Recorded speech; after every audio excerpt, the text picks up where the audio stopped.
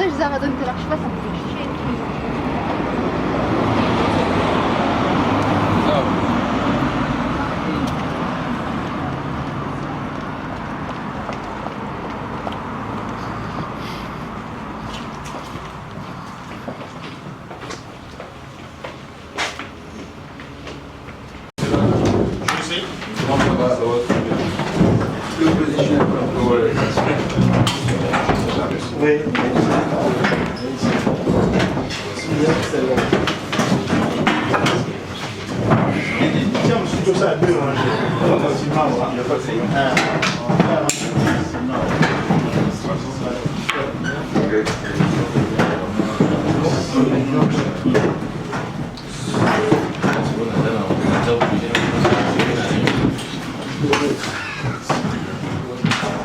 Un jour, lors d'une émission à Kinshasa, on m'a posé la question, bon, maintenant, vous êtes passé de l'UDPS Tshisekedi à l'UDPS Kibata, quelle est la différence entre les deux?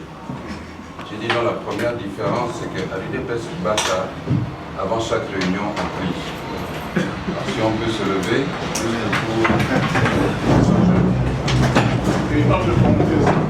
qu'est-ce que vous voulez revenir pour les athées? Pour ceux qui ne croient pas en Dieu. Ceux qui ne croient pas en Dieu, ben, ils prient le Dieu auquel ils ne croient pas. Hein? Ils peuvent rester assis.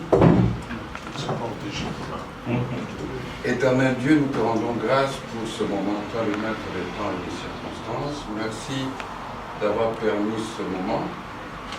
Sois notre alpha et notre oméga. Guide-nous, que ton Esprit Saint instruise notre langue, instruise nos pensées. Et Seigneur, que tout ce qui se fera en ce lieu se dira soit uniquement à ta gloire pour le plan merveilleux que tu as pour notre pays, la République démocratique du Congo. Au nom de Jésus, nous avons ainsi prié. Amen. Amen.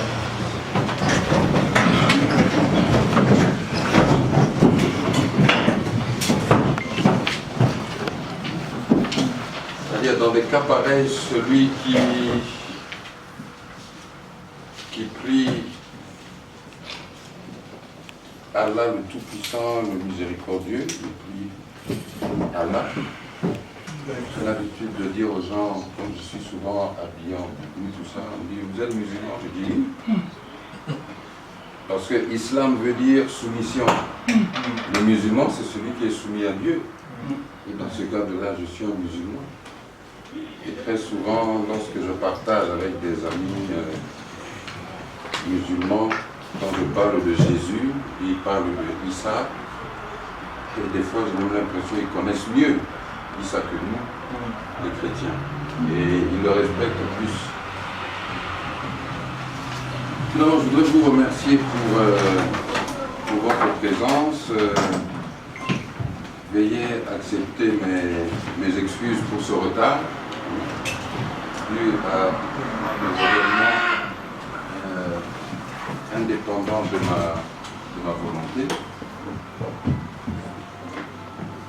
Bien sûr, le temps m'est compté aussi parce que j'ai encore deux obligations familiales.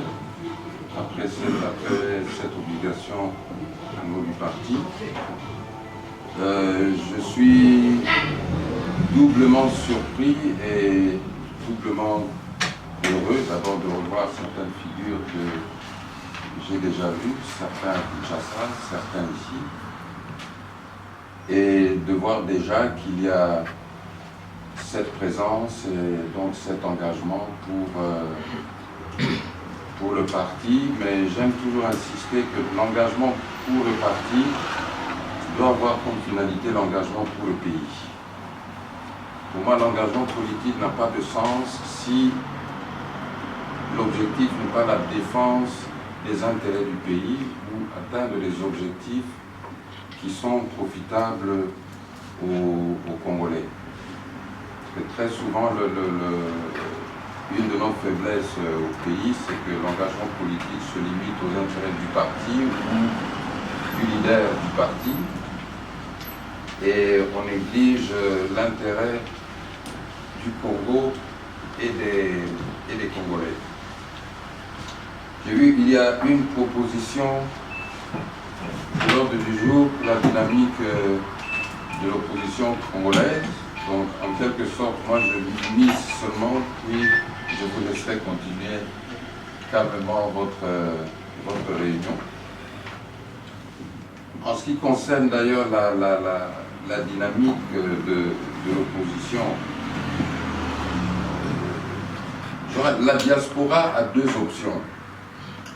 Soit évoluer, chacun évolue comme une succursale, une représentation, un satellite d'un parti de Kinshasa, ce qui aura comme conséquence que les conflits qu'il y a à Kinshasa, ou les problèmes d'ego qu'il y a à Kinshasa, seront simplement transférés ici, dans vos relations. Bien, moi, j'exhorte plutôt la diaspora à poursuivre ces efforts de rassemblement, plateforme en plateforme, de sorte que vous arriviez à plutôt dresser des cahiers de charges de la diaspora, des problèmes de la diaspora, ainsi que des analyses de la diaspora sur la situation au pays. Et alors, vous devenez un interlocuteur pour toute la classe politique, tant celle qui s'appelle majorité que celle qui s'appelle opposition, en mettant sur la table votre cahier des charges. Là, ça vous laisse non seulement libre, de sorte que vous n'avez pas à être engagé en ce qui concerne les conflits partisans à Kinshasa, mais ça vous permet aussi de vous faire votre propre religion sur les positions et l'engagement des différents partis politiques, des différentes personnalités, concernant les sujets, les questions qui sont importants pour la diaspora. Une idée que j'essaie de véhiculer aussi au niveau de la diaspora et que je vais vous livrer brièvement, de personnes, s'il y a même ne fût-ce que 10% de personnes qui ont une activité, soit un travail, soit une activité propre, 500, 600 000 personnes. Si ces 500 ou 600 000 personnes épargnent l'équivalent de 10 € par mois pour la cause du Congo, ça fait 5-6 millions d'euros par mois pour la cause du Congo. Cet argent peut servir à quoi? Immédiatement, cet argent peut servir d'abord à soutenir et à alléger un peu les difficultés de tous les Congolais qui périodiquement sont victimes de catastrophes. Vous suivez les nouvelles au pays. Les Congolais qui n'ont pas droit à une protection sociale concernant la santé. Des choses que vous connaissez bien parce que vous vivez dans des sociétés où ces systèmes sont mis en place. Donc vous pouvez aussi reproduire ces systèmes en les adaptant aux circonstances du pays, mais dites-vous bien 10% de la diaspora qui met de côté 10 $ ou 10 € pour la cause. Vous voyez, dans la cause, je n'ai pas parlé de cause partisane. Je n'ai pas parlé de chasser Kabila. Moi, le plus important, tout d'abord, vous avez, il faut chasser Kabila, mais vous avez une population qui est en train de mourir.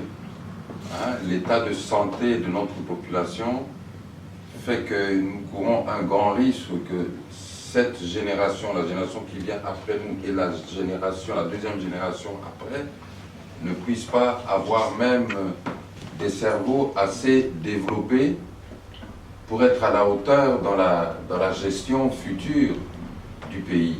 C'est l'objectif, la fin de la mandature de M. Joseph Kabila en décembre 2016. Le refus des élections mineures et de tout dialogue pouvant instaurer un régime de transition, donc un glissement, doit cependant permettre la mise à profit de cette période préélectorale 2016 pour des négociations entre les partis politiques congolais, la société civile, sous l'égide de la communauté internationale pour obtenir 1.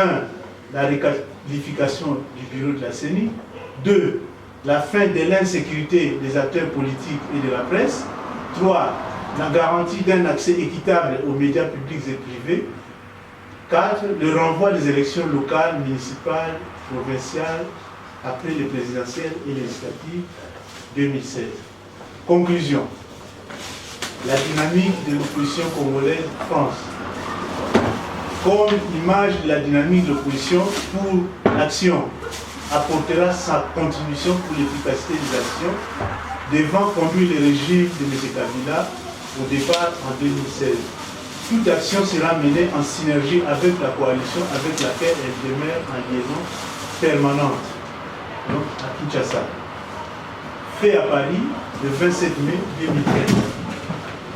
Ça, c'est la note que nous avons prévue d'envoyer à tous nos partenaires, en tout cas à tous ceux que nous sommes censés, que la dynamique est censée représenter ici en France. Donc cette note-là qui a été lue,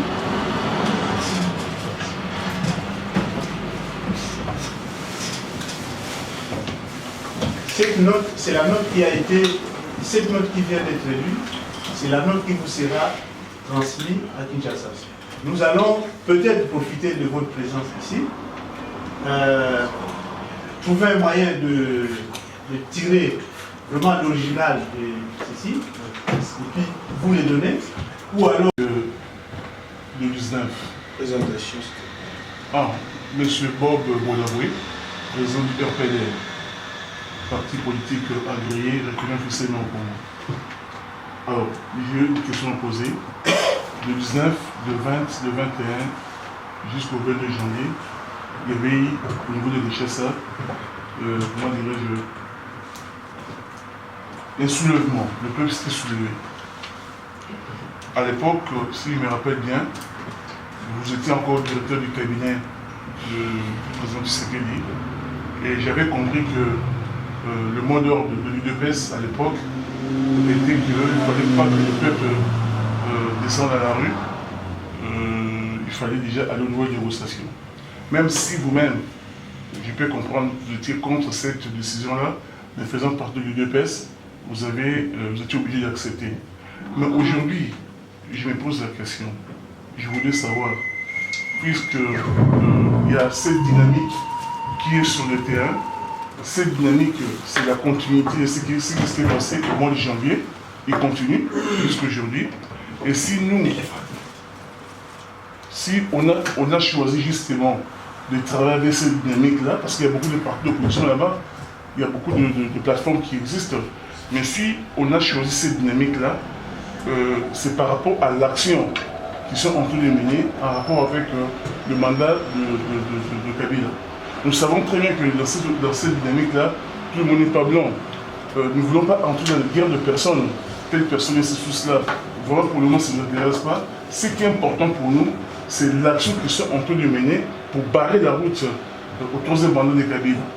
Alors, moi, la question que je voulais poser, est-ce que le président Albert Moleka fait-il partie de la dynamique, comment dirais-je, qui est sur place là-bas ou pas?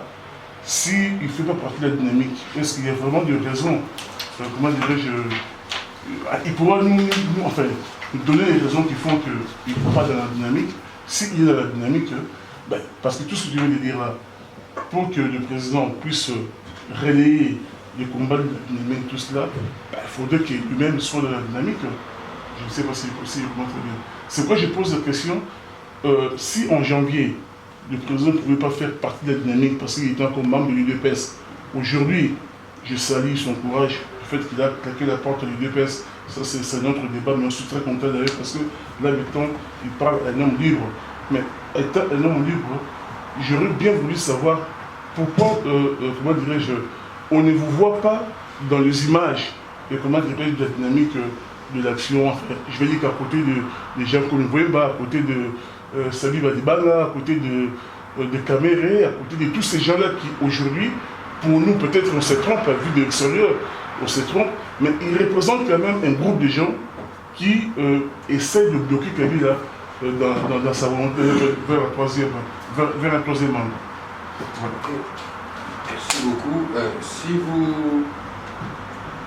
Si vous regardez les images de cette époque-là, de janvier et même d'avant, vous verrez que j'étais présent. Si vous regardez les déclarations signées de cette époque-là et d'avant, vous verrez que j'ai signé beaucoup de ces déclarations. C'est-à-dire que, vous savez, même lorsque je travaillais pour le président Etienne Tshisekedi, tout le monde sait à Kinshasa, que ce soit les membres de l'opposition ou les membres de la majorité, tout le monde sait que moi, je suis un travailleur infatigable du rassemblement de l'opposition. Et je peux vous dire que la plupart des déclarations de l'opposition, même maintenant, même si on ne me voit pas dans les images, même si, en fait, depuis, après les événements de janvier, j'avais voyagé, puis j'étais rentré. Et lorsque j'étais rentré, mon souhait, c'était de pouvoir faire une petite restitution du voyage que j'avais effectué, puisque pour une fois, pendant mon séjour à l'extérieur, nous nous sommes retrouvés plusieurs leaders à l'extérieur ou dans le même pays. Et immédiatement, je disais aux amis, écoutez, j'ai un rendez-vous, j'ai pris rendez-vous au département d'État. Mais comme nous sommes tous ensemble, ça serait une première si nous allions tous ensemble. Je dis, bon, j'ai un rendez-vous avec Herman Cohen. Chaque fois que je vais aux États-Unis, je le vois, c'est quelqu'un que je connais depuis l'époque où j'étudiais là-bas en 82. C'est vrai que des fois, on les voit séparément, mais comme nous sommes tous ensemble, celui qui est libre, qui est d'accord, allons le voir ensemble. C'est ainsi qu'au département d'État, nous étions à 3. On était avec Martin et Franck. Chez Cohen aussi, on l'a vu à 3, et même. Makila n'avait pas pu venir parce qu'il était déjà au Texas, mais il avait rencontré Herman Cohen individuellement. Puis il y a eu l'organisation à Johns Hopkins, qui est l'université où j'ai étudié, où j'ai fait ma maîtrise en relations internationales, où nous avons un compatriote, Mvemba Isolele, qui est professeur au département des études africaines. Il m'a appelé, il me dit, ah Kouloutou, je voudrais faire un genre de panel. Est-ce que tu penses que tout le monde pourrait y participer? Bon, je vais voir avec les autres. J'ai appelé chacun, voilà. Mon compatriote a l'idée de profiter aussi du fait que nous sommes tous ici à Washington pour nous organiser un panel à l'université. Ayant eu l'accord de tout le monde, c'est-à-dire Martin était là, Franck, le vieux José, qui est là, maintenant, je pense que nous étions les 4. Personne, nous étions tous les 4. C'est ainsi que ce panel a eu lieu, d'autant plus que, bon, connaissant l'importance de mon université et connaissant aussi les capacités de Mvemba, je savais que ce genre d'événement vous permet de faire passer des messages là où il faut. C'est que dans ce genre de panel, la CIA envoie quelqu'un, le département envoie quelqu'un, des fois même la Maison Blanche envoie quelqu'un. Elle envoie fréquemment d'abord d'ailleurs un jeune Congolais qui est américain, mais qui, je pense, il était là très jeune, il a participé à la campagne d'Omara à l'époque et il travaille à la Maison Blanche, il vient là de temps en temps. Donc, ce que je veux dire, c'est ceci. Ces jours-ci, vous ne verrez pas sur les photos. Vous ne me verrez pas dans les réunions, mais je travaille avec eux. C'est bien. Avant qu'une déclaration ne sorte, je sais que je l'ai déjà lu. Des fois, je contribue aussi à la réflexion. Mais comme au niveau de Kinshasa, l'UDPS Kibasa ne sait pas encore prononcer la manière avec laquelle elle va participer et contribuer à cette dynamique, je ne peux pas m'y afficher parce que, autant avant je m'y affichais en tant qu'Albert Moleka, bon, depuis le 13 mars 2014, même si j'étais toujours en titre du CAP, mais je n'étais plus en fonction, je ne fonctionnais plus. Mais pour moi, c'est une position que j'ai toujours eue et ce sont des activités que j'ai toujours menées depuis, même avant le retour de Tshisekedi au pays. Et lorsqu'il est rentré au pays, avec d'autres, tels que les gens que vous avez cités, les Martin, les Jean-Claude, les Franck et autres, on a beaucoup milité, travaillé pour cette union de l'opposition autour d'Étienne Tshisekedi. Le problème qui s'est posé un peu à la fin, c'était que les opposants voulaient être autour de Tshisekedi, mais Tshisekedi souhaitait plutôt que tout le monde soit derrière lui. Les opposants voulaient une synergie, où on analyse les choses, on échange les analyses, et puis on va au combat ensemble, de sorte que celui qui bomine Zoku, Babon, Kabola, Boué. Et Christian Sounia et Étienne Tshisekedi étaient d'abord d'accord. Après, il y a eu un changement de position. C'était non, on va d'abord au combat, on voit les résultats de chacun, et puis peut-être on va négocier, et puis bon. Alors que la stratégie indispensable pour gagner, pour prendre le pouvoir, reste la même. Il faut absolument réussir l'unité de l'opposition. Mais cette unité, ça ne veut pas dire que on doit être tous ensemble là et qu'il y ait un leader de l'opposition là. Non, c'est une unité stratégique. C'est une unité stratégique. Il sera difficile à l'opposition d'avoir un leader ou un candidat unique, tout comme c'est très difficile pour la majorité de Kabila aujourd'hui. Je crois le moment où si Kabila disait, bon écoutez, moi je ne me vais pas me présenter, je recommande Minakou.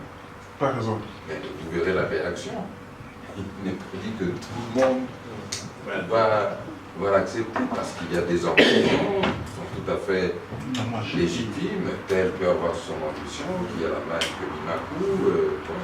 Et la même chose à l'opposition, elle est tout à fait normale et c'est même, pour moi, c'est même bénéfique dans le contexte démocratique dans lequel nous voulons évoluer.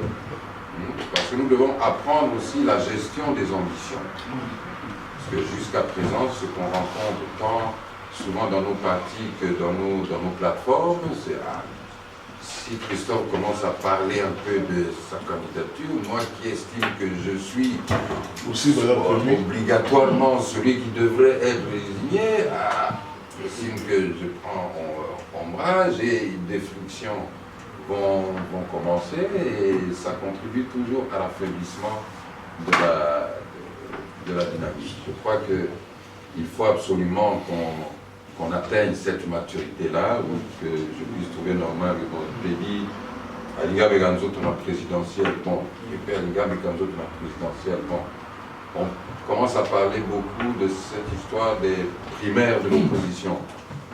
Et oui, c'est une bonne idée, on a vu ça dans d'autres pays, occidentaux et tout, mais dans ces pays-là, les primaires sont des primaires de partis, ou bien, lorsqu'on a vu le cas un peu ici, où, je ne sais pas, c'est le Front de la Gauche qui a aussi participé aux primaires, ou voté à ces primaires, mais vous avez déjà des structures qui sont solides. Des structures qui sont solides. chez nous, il ne faut pas négliger le fait que nous sommes encore en train, pas d'apprendre, mais de nous exercer. Nous sommes en train de nous exercer. Et très peu, il y en a très peu d'entre nous qui, en fait, évoluent dans les structures démocratiques. Enfin, lors d'une interview, je disais à un journaliste américain, il faut comprendre la génération Tshisekedi, par exemple. C'est une génération qui n'a jamais vécu dans une société démocratique. Ils ont vécu sous la colonisation, il n'y avait pas de démocratie. Puis immédiatement, l'indépendance, qui pour beaucoup, ça voulait dire chacun fait ce qu'il veut, chacun est libre de faire ce qu'il veut. Et ils ont lu ou étudié des matières relatives à la démocratie, mais contrairement à nous, ils n'ont pas eu l'occasion de vivre dans une société où effectivement il y avait la démocratie. Donc c'est normal que même dans la gestion, le fonctionnement de leur parti, que ce soit parti-État, que ce soit parti non-État, qu'il y ait des difficultés à avoir des fonctionnements démocratiques. Comme on dit, la plus belle fille ne peut donner que ce qu'elle a. Mais nous qui avons évolué ou qui évoluons dans des sociétés démocratiques, nous devons être capables, réellement dans nos actes, dans nos comportements, afficher ces valeurs démocratiques. Et la première des valeurs de démocratie, c'est d'abord la tolérance. Il faut accepter que mon frère ici ait un avis différent du mien sans qu'il devienne un ennemi. Il faut pouvoir accepter que mon frère ici ne soit pas d'accord, ne soit pas en faveur de ma candidature, sans pour autant dire « Ah, ça y est, mais c'est un peu ça à boire, et c'est soufflé, ou je... » Non. Ça, nous, on ne peut pas nous pardonner ça. Parce que nous avons vécu dans des sociétés où la démocratie est réelle et fonctionne. Donc c'est pour conclure et résumer, je suis tout à fait partie prenante de cette dynamique. Je n'y ai que des amis et je m'efforce aussi très souvent lorsque j'en ai l'opportunité même d'essayer d'arranger certains conflits personnels, puisqu'il y en a beaucoup, même en ce moment, vous verrez qu'il y en a certains qui ne participent pas parce qu'ils sont en conflit. Moi, à tout moment, je peux participer à une réunion, mais j'estime que en faisant partie de la présidence de notre parti, il faut que le parti se prononce sur non seulement l'opportunité, mais la manière de contribuer, de participer à cette dynamique. D'où, si vous avez besoin d'un facteur pour votre document, moi je suis d'accord, ou bien vous pouvez l'envoyer directement sur la boîte email du coordonnateur actuel. Je ne sais pas qui est coordonnateur actuellement. Je peux... Non, les facteurs sont mieux. Les facteurs sont mieux. Si vous voulez que je sois votre facteur, ma recommandation serait que vous l'imprimez et vous signez. Pour vos signatures originales, ça a plus de valeur et disons, la garantie que moi je peux vous donner, c'est que je vous scannerai déjà l'accusé de réception par le coordonnateur ou son bureau, dont il gère les courriers. Et je pourrais aussi, disons, insister pour que ces contacts soient établis et que ce soit beaucoup plus fluide qu'on désigne quelqu'un qui soit en contact avec vous, soit qui vous transmette les coordonnées de tous les membres là, parce que le contact est nécessaire, puisqu'il y a Maintenant, je passe dans les remarques un peu négatives, mais pour vous aider. J'ai suivi la déclaration, mais en gros, pour moi, la déclaration n'apporte rien. Vous faites une déclaration comme Kinshasa a fait une déclaration. Je pense que vous pourriez gagner beaucoup à faire en sorte que vos déclarations soient des déclarations qui donnent un plus. Qui donnent un plus. C'est inutile de répéter ce que Kinshasa a déjà dit. Ce que Kinshasa a déjà dit. Si vous n'êtes pas d'accord avec certaines choses, bon, vous réglez ça dans le cadre du contact avec les responsables à Kinshasa. Mais si la dynamique de l'opposition, de la diaspora, doit faire une déclaration, il faut qu'il y ait quelque chose d'autre. Il faut que vous ayez une spécificité, soit en termes de proposition, soit en termes de stratégie, soit en termes d'action. Soit en termes d'action. Vous pouvez par exemple dire, bon écoutez, vous là-bas, vous ne pouvez pas manifester pour telle ou telle chose. Nous avons décidé, nous proposons d'organiser une marche ici. Est-ce qu'il est possible que un ou quelques-uns de leaders de Kinshasa viennent pour nous accompagner durant cette marche.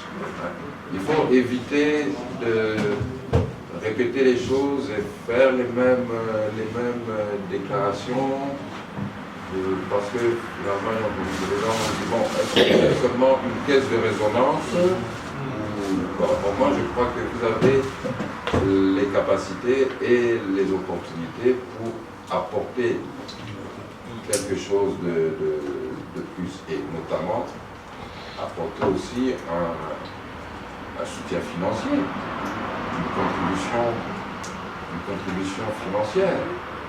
Vous savez, le nerf de la politique, c'est comme le nerf de la guerre, c'est l'argent. Même lorsque je fais des voyages, mes voyages sont toujours des voyages privés. Même quand je travaille avec Tshisekedi, je n'ai fait qu'un seul voyage pour Tshisekedi, c'était l'année dernière, quand on n'a pas pu faire le voyage ensemble par manque de moyens, mais il m'a dit, toi tu dois y aller. Mais sinon mes voyages sont des voyages privés, mais je travaille pour le pays.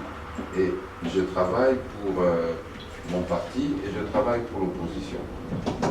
Et si je me dis, ça serait une bonne chose si vous pouvez aussi décider de soutenir financièrement, de contribuer financièrement à la dynamique, si vous voulez aussi consolider ce lien. Et l'UDPS Kibasa étant déjà dans la dynamique au niveau de l'extérieur ici, en attendant que l'UDPS Kibasa définisse sa contribution à la dynamique au niveau du pays, ça pourra beaucoup aider, et ça vous donnera aussi un statut spécial, un statut à part. Donc ça, c'était un peu les petites remarques. La déclaration, elle est bien, mais moi je la trouve superflue parce qu'elle est répétitive. Et ce que j'ai lu là, ce n'est pas la déclaration. C'était une note qui explique un peu le pourquoi nous voulons une liaison avec la position de Kinshasa. La déclaration, vous allez la trouver. C'est celle qu'on va vous envoyer en vidéo parce qu'on n'a pas beaucoup de temps pour la lire. Ok, mais vous voulez que je transmette la note? Oui, la note, oui. Ok, d'accord. Et puis, il y a une autre cassette qu'on a fait. On s'est attaqué à Némoine en Sémi, alors que ceux de l'intérieur ne l'ont pas fait. Nous, on l'a fait. Non, ceux de l'intérieur le font quand même. Ah, ils l'ont fait, hein? Jean-Claude a réagi. Oui, chez nous, Joseph Chit a réagi au sein de la dynamique. Pouella aussi. Pouella a réagi, il ne faut pas oublier Pouella, c'est quand même le député le mieux élu d'entre nous. Ce n'est pas les monarchies, mais le mieux élu, c'est Pouella. Pouella a aussi réagi à cette déclaration. Une question au niveau de la géopolitique. Jean-Jacques Ndogoche, Bureau d'études du Congo. Oui. Excusez-moi. Il y a une chose qu'on n'a pas fait au départ, c'est faire le tour de table que chacun se présente. Parce que, comme. Relatif à notre pays, si vous avez des informations, si vous pourriez nous imprégner un peu de quelques informations que vous avez au niveau de la géopolitique internationale. Que pensent les décideurs de ce monde par rapport à la situation du pays? Voilà. Mais il a quand même, je répète encore ce qu'il a dit, au niveau de cette géopolitique, les décideurs du monde qui se décident aussi et qui disent des choses et qui s'intéressent à notre pays. Qu'est-ce qu'ils disent? Si vous avez des informations, on a besoin de quelques éléments de ces informations. Si vous avez quelque chose à nous donner, voilà ma question. Les décideurs, eux, qu'est-ce que les décideurs disent? Ils posent une question. Et leur question, c'est qu'est-ce que les Congolais disent sur la situation de leur pays? C'est ça la réalité. C'est ça la réalité. Qu'est-ce que vous dites sur la situation de votre pays? Il y a eu ces marches et ces manifestations le 19, le 20, le 21 janvier. Le samedi 25 janvier, les responsables, les représentants des décideurs du monde ont vu Kabila le matin et ils ont demandé à nous voir l'après-midi, les responsables de l'opposition. Charité bien ordonnée par soi-même, commence par soi-même, il y avait même Kamere, Faïnou, Congo, Kila, Lemba, Badibanga était là, Delis et Sanga étaient là. Je pense qu'on était 13 ou 14. Et c'était pour nous dire quoi en fait? Écoutez, nous estimons que votre pays est au bord de l'implosion. Si ces manifestations continuent comme ça et avec la répression en termes de réaction du pouvoir, il y a un réel risque d'embrasement. Donc c'était leur analyse. Est-ce que vous pouvez arrêter ça? Il demande à l'opposition d'arrêter ça. Oui, c'est-à-dire, est-ce que vous voulez l'implosion de votre pays ou bien vous voulez arrêter ça et définir, nous dire un peu qu'est-ce que vous recherchez? Bien sûr, on leur a dit, écoutez, nous avions appelé à une action pour le lundi et le mardi, mais ce qui s'est passé après, ce n'est pas nous. Ce qui s'est passé après, bon, nous-mêmes avons été surpris. Débordés. Hein? Et moi j'ai posé une question, j'ai dit, mais vous avez rencontré Kabila le matin. Première question, que vous a-t-il dit?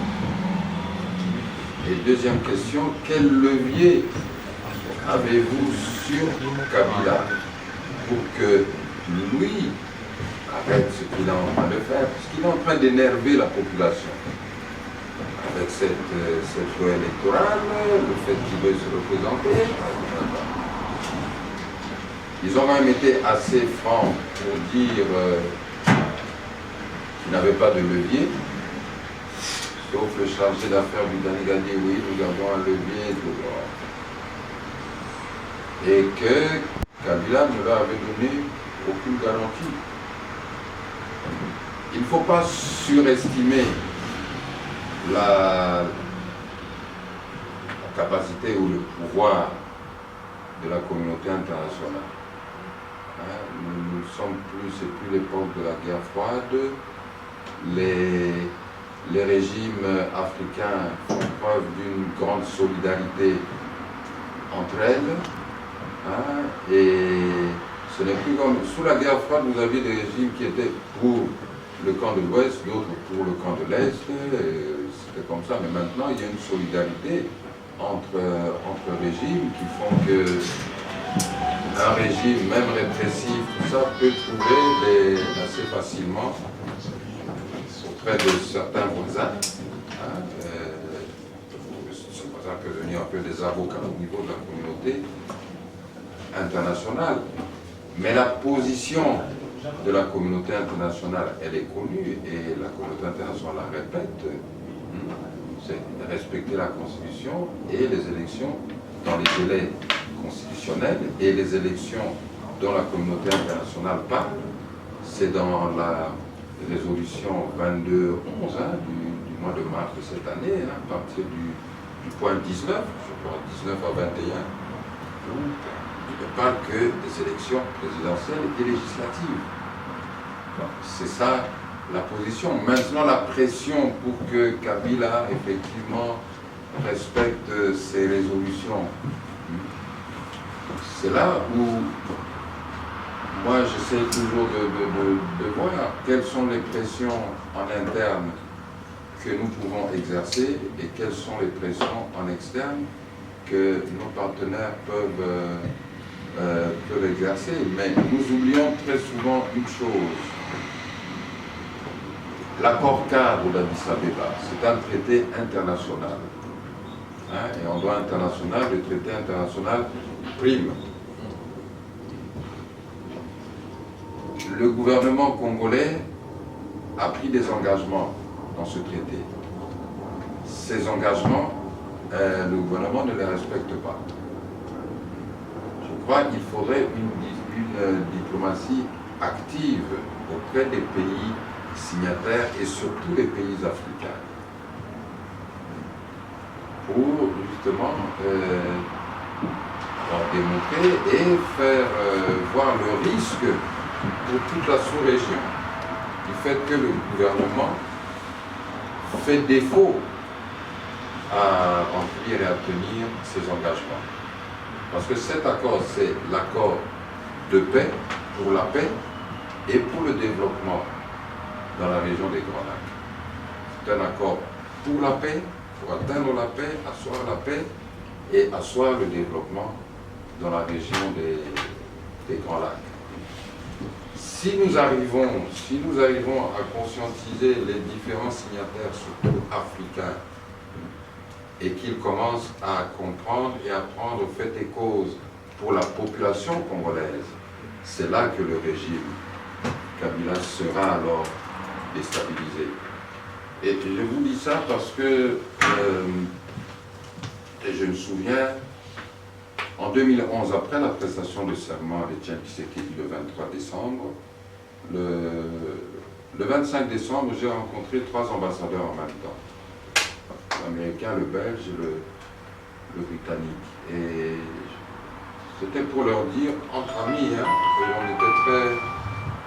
on était devenus très amis, très familiers, c'est pour leur dire, ce que vous êtes en train d'imposer au peuple congolais en maintenant à maintenir Kabila, va entraîner notre pays dans une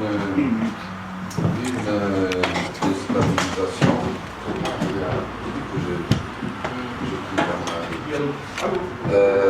Va plonger notre pays dans une instabilité indescriptible. Et j'ai ajouté, là nous sommes le 25 décembre 2011, j'ai ajouté, et ça commencera par une nouvelle guerre à l'Est.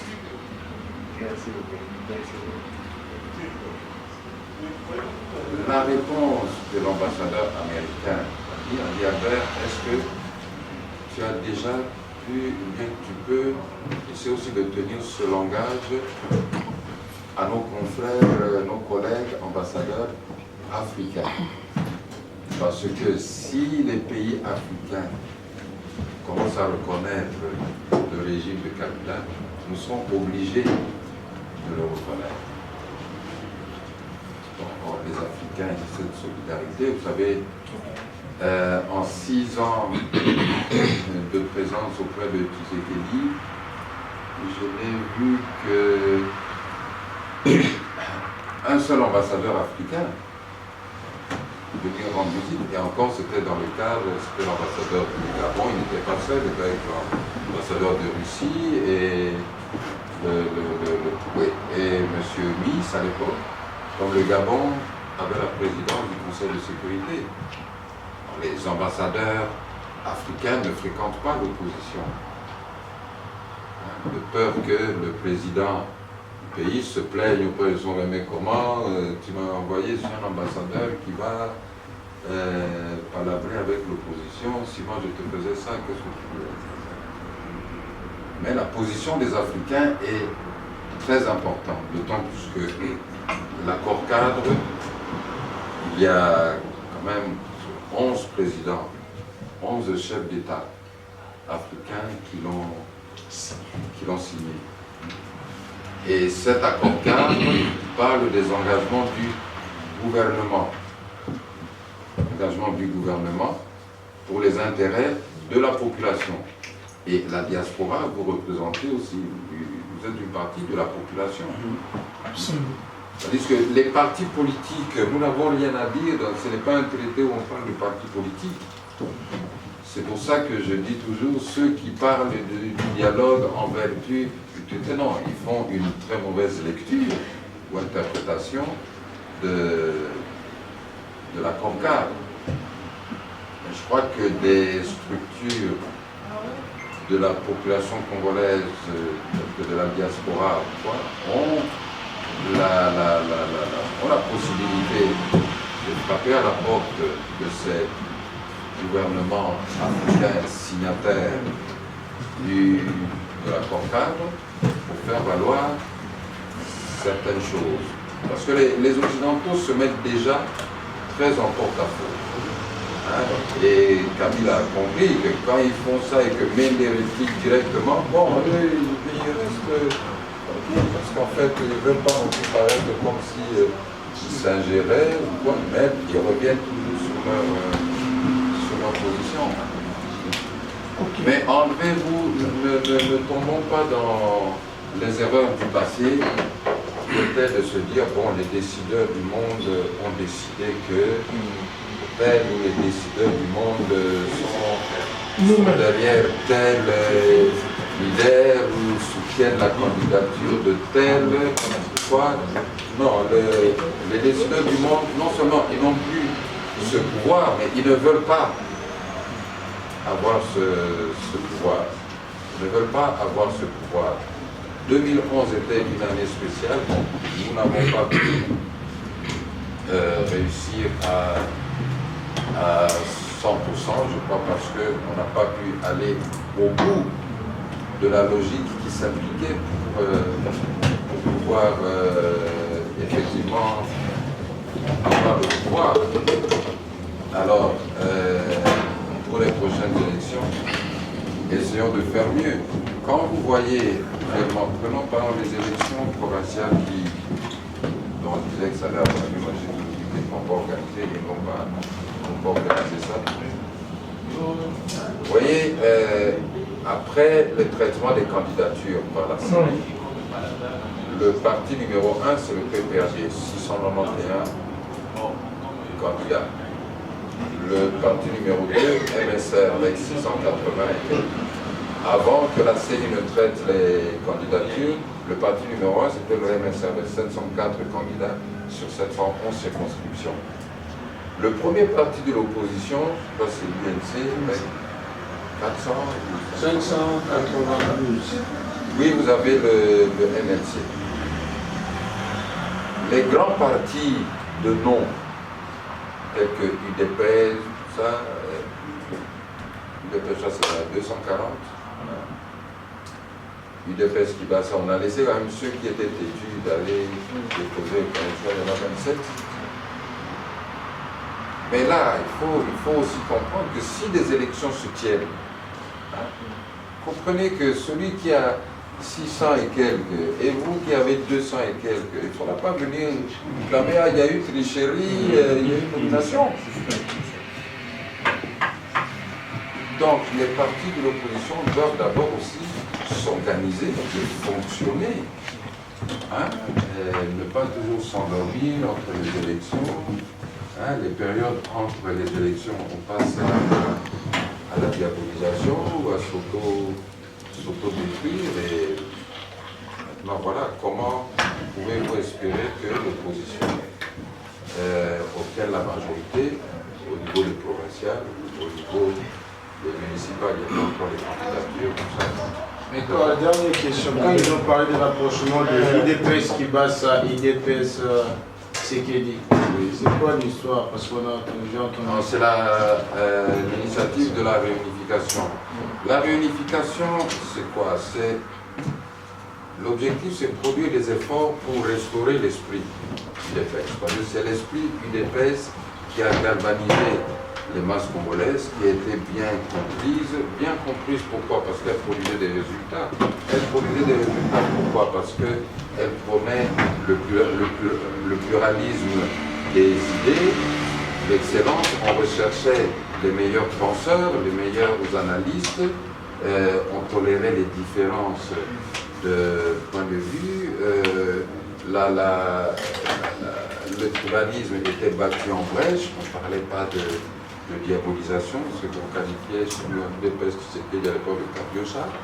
Il n'y avait pas ça. Et ça a galvanisé les fous, ça a conscientisé les fous. La réunification, ce n'est pas une juxtaposition simplement des deux UDPS, puisque d'abord, ça ne concerne pas seulement les deux UDPS, il y a plusieurs organisations politiques et sociétés civiles qui tirent leurs origines dans l'UDPS.